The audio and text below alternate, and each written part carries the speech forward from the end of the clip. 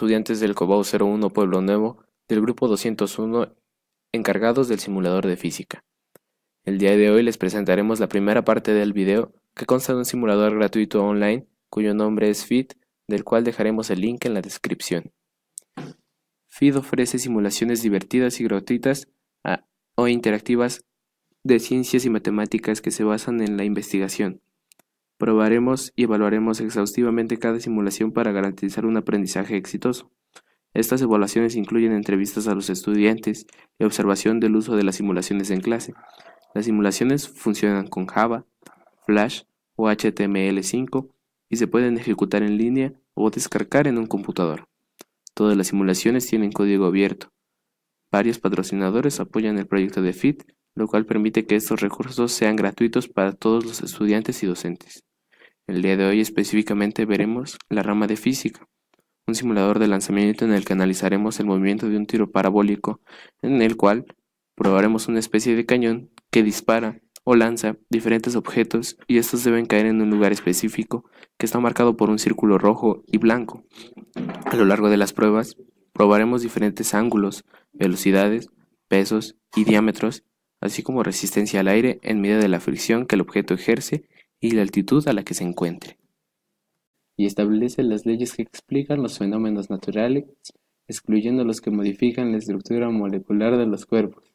La acústica, el electromagnetismo, la mecánica, la óptica y la termodinámica constituyen los 5 grandes campos en que se divide la física clásica. La física también es el estudio de un fenómeno según el punto de vista de esta ciencia. Todo lo relacionado con la física tiene que ver con materia o con energía y ésta se distribuye en manera que logre crear un suceso. Un simulador es un aparato, por lo general informático, que permite la reproducción de un sistema. Los simuladores reproducen sensaciones y experiencias que en la realidad pura llegan a suceder. Un simulador pretende reproducir tanto las sensaciones físicas como la velocidad, aceleración y percepción del entorno, como el comportamiento de los equipos de la máquina que se pretende simular.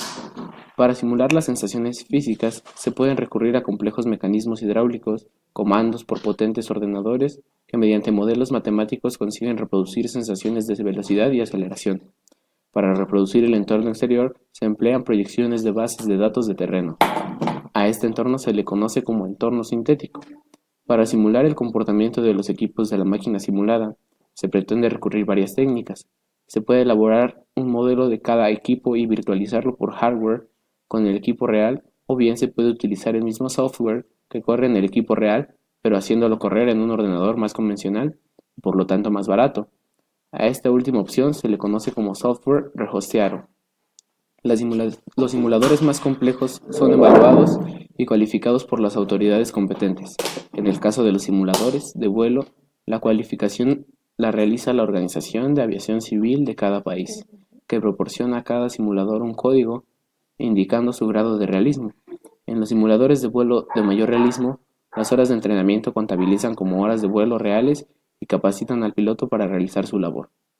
En España, las principales empresas que realizan simuladores de vuelo tienen mucha presencia en el mercado que tiene a lo largo del mundo y estas se destacan por tener muchas máquinas que califican como las más altas en la simulación actual.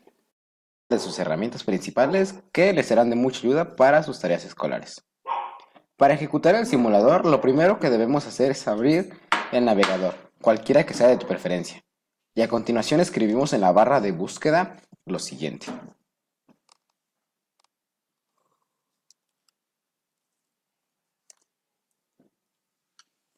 Como podemos ver, tenemos muchas pestañas en la lista de resultados. Seleccionaremos la primera. Algo importante que deben tener en cuenta es que en algunos equipos, cualquiera que sea el de ustedes, les pedirá ejecutar un complemento. En este caso se llama Adobe Flash Player, el cual les ayudará a ejecutar dicho programa. Ya que tenemos el simulador activado, podremos utilizarlo para realizar problemas y observar lo que pasa al simularlos en forma de 2D. Para comprobar esto, vamos a utilizarlo simulando un problema de una parábola. Supongamos que tenemos un cañón que dispara una bola a una velocidad de 15 metros por segundo. en un ángulo de 20 grados. Toma en cuenta que la bola tiene 10 centímetros de diámetro y pesa lo de 1 kilogramo. Algo importante que debes tener en cuenta es que no hay resistencia de aire, por lo que las condiciones son óptimas para el lanzamiento. Ahora, cuando tengamos los resultados de la simulación, podremos verificar tres cosas que nos ofrece este simulador como herramientas principales, como lo son el rango de lanzamiento en metros, la altura y el tiempo que tomó el lanzamiento. Ahora, colocaremos las medidas dadas por el problema y ejecutaremos el lanzamiento para poder contestar las preguntas que a continuación se van a plantear. Colocamos la cantidad en grados que se nos dan, que en este caso son 20, la velocidad, que son 15 metros por segundo, el peso y el diámetro. Es importante no seleccionar esta opción, que es resistencia de aire, ya que si no la tenemos seleccionada, las condiciones serán óptimas para el lanzamiento. Le damos en disparar y vemos la parábola que se forma. Algo que debemos tener en cuenta es que en la parte superior de nuestra pantalla podemos observar tres cuadros que nos indican el rango en metros, la altura y el tiempo. Con esto en cuenta podremos contestar las siguientes preguntas. ¿Cuál es la distancia recorrida por la bala en el lanzamiento? Como podemos observar, la distancia máxima fue de 17 metros y medio. Ahora, podemos contestar la siguiente pregunta también, que es, ¿cuál fue el tiempo que utilizó en recorrer esta misma distancia?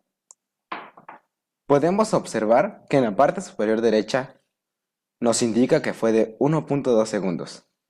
La tercera herramienta, y no la menos importante, es la altura, que se indica en la parte de en medio. Si queremos comprobar esto más a fondo, podemos reafirmar lo que ya hemos dicho con otro problema. Vamos a plantearlo. Supongamos que tenemos un cañón que lanza una bala verticalmente y hacia arriba. Se lanza a una velocidad de 30 metros por segundo en un ángulo de 60 grados.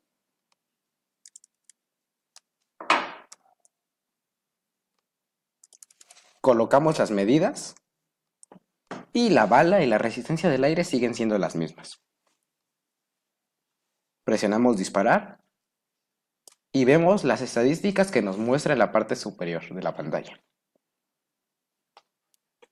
Bueno, ya que tenemos hecho esto, podemos contestar las mismas preguntas que habíamos planteado en un principio. ¿Cuál fue su alcance? Podemos ver que fue de 80.2 metros.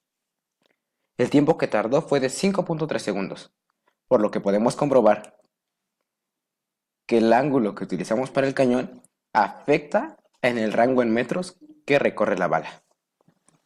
Como conclusión, podemos observar que este simulador es de muchísima utilidad para nuestra vida escolar, ya que en distintos problemas que nos plantean los docentes, tenemos que comprobar nuestros resultados, por lo que en este simulador, sin tener que movernos de nuestro computador, podemos comprobar los resultados y verificar si estamos en lo correcto. Tomaremos como referencia la resistencia del aire por medio de la fricción que genera el mismo con el objeto que se va a medir y que se va a lanzar, y también la altitud a la que se le represente. El objeto en sí llegará al mismo punto, pero deberemos de tomar diferentes ángulos y diferentes velocidades para también llegar al resultado del tiro al blanco o círculo rojo y blanco. También deberemos tomar en cuenta que el ángulo que se genera debe ser más largo y por tanto la bola debe de ir más alto para que la fuerza que se resta por la resistencia del aire sea compensada con más velocidad y también con más grados. Nuestro compañero les presentará diferentes problemas que seguirán la misma temática de los primeros, pero ahora tomaremos en cuenta que él nos demostrará qué se debe medir para la resistencia del aire. Has explicado los siguientes conceptos del programa, nos podemos dar cuenta que en nuestro simulador Projectile Motion nos tiene un sector en el cual se especifica el coeficiente de fricción. En este caso se refiere al término de fricción o derivado de friccionar, que se refiere a frotar o restregar algo. En este caso es la superficie del cañón con el objeto que es lanzado. Es posible distinguir entre la fricción estática, que es una resistencia que necesita ser trascendida para movilizar una cosa, frente a otra con la que tiene contacto, en este caso el cañón, y la fricción dinámica, que es la magnitud constante que genera oposición al desplazamiento cuando éste ya se inició. También se le conoce como resistencia aerodinámica, y se denomina así ya que es la resistencia que sufre un cuerpo al moverse a través del aire en la dirección de la velocidad relativa entre el aire y el cuerpo. La resistencia siempre ocurre en sentido opuesto a dicha velocidad. Esta fuerza se opone al avance de un cuerpo a través del aire. La fuerza de resistencia para un cuerpo en movimiento en un fluido cualquiera es la resistencia fluidodinámica, en este caso del agua. Por ejemplo, se denomina resistencia hidrodinámica. En este caso, nuestro programa nos da una sección en la cual podemos seleccionar cualquier tipo de o cualquier cantidad de resistencia que ofrece el objeto al aire. En este caso, pues nos podemos dar cuenta que al momento de aumentar la resistencia, al momento de dar el disparo, nuestro objeto tiende a caer mucho más rápido y a moverse una menor distancia. En este caso que si le pusiéramos una menor resistencia de aire, nos podemos dar cuenta que el objeto claramente es lanzado mucho más lejos. En este caso, nos podemos dar cuenta que pues, nuestra hipótesis demostró ser correcta. El objeto más pesado, la pelota del béisbol, fue arrojada a la distancia más corta de los 7 objetos. La pelota de ping-pong, sin embargo, no recorrió la distancia más larga. Llegamos al acuerdo de que había un error humano y una resistencia del aire que hacen de los puntos de los datos sean como son. A pesar de que tomamos múltiples pruebas para cada objeto, lo que ayudaría a que nuestros datos fueran más precisos, los objetos no estaban en orden perfecto, lo que significa que el orden más pesado viajaría la distancia más corta y a medida que la masa disminuye, el objeto viajaría más lejos.